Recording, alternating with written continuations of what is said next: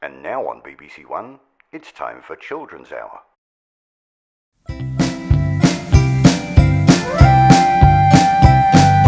Sci-Fi Dan, Sci-Fi Dan, Sci-Fi Dan and his fanboy clan. What a bunch of misfits, scientists and nitwits. Sci-Fi Dan is a very silly man.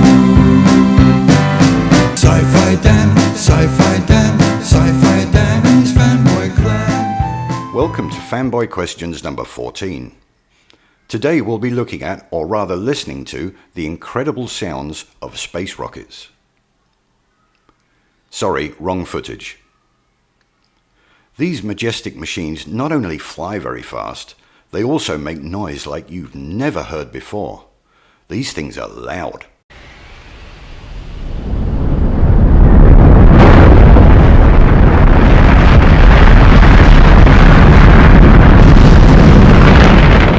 Here's a decibel chart to show you some examples of how noisy things can be. As you can see, potential hearing damage or loss begins at around 80 to 90 decibels, and the real pain kicks in at around 125. There is a number of reasons that no one can be close to a rocket launch. Heat, explosion risk, gases, flying debris, to name a few. But what most people don't realise is that the exclusion zone around a launch is also because the sound of these things taking off is literally deadly, if you are too close.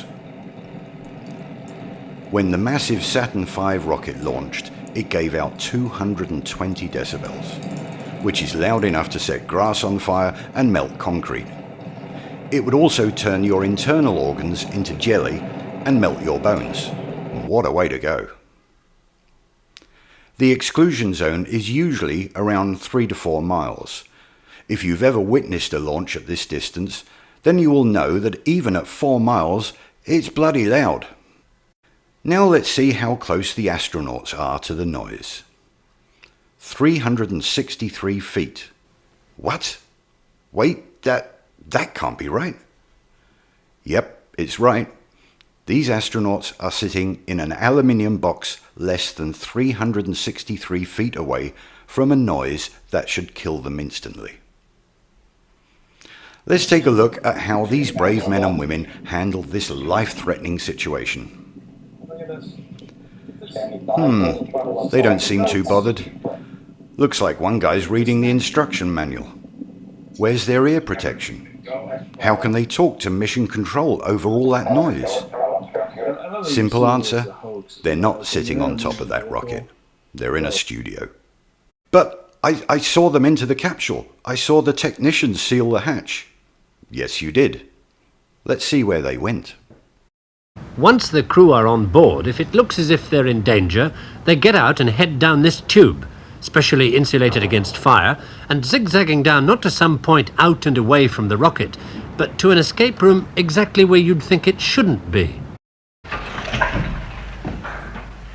3.5 minutes after they get the warning in the capsule, the crew could be down here in the blast escape room via that 200-foot escape tube, 40 feet below the base of the rocket. They find themselves in a totally rubber room, walls and floors, and they head for safety through a 6-inch steel door. Once they're behind that door, it doesn't matter what comes down this tube behind them.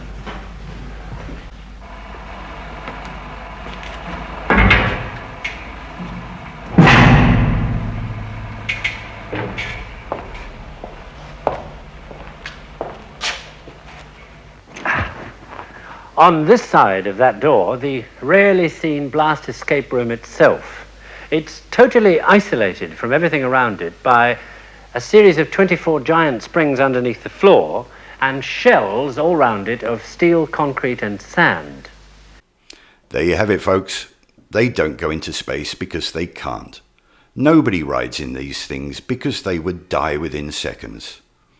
Nobody died in these disasters. The only people that died in a space capsule was Gus Grissom and his crew. Gus had figured out the hoax and famously hung a lemon on the outside of the capsule. They tried to get rid of him by blowing the explosive bolts on the hatch while it was floating in the sea after touchdown. Luckily for Gus, he managed to escape before it sunk, but they finally got him by pumping pure oxygen into a training capsule and igniting it. Him and 2 others were burned alive. That shows you the lengths that they will go to protect their multi-billion-dollar scam. Okay, fanboys, how are you going to wriggle out of this one?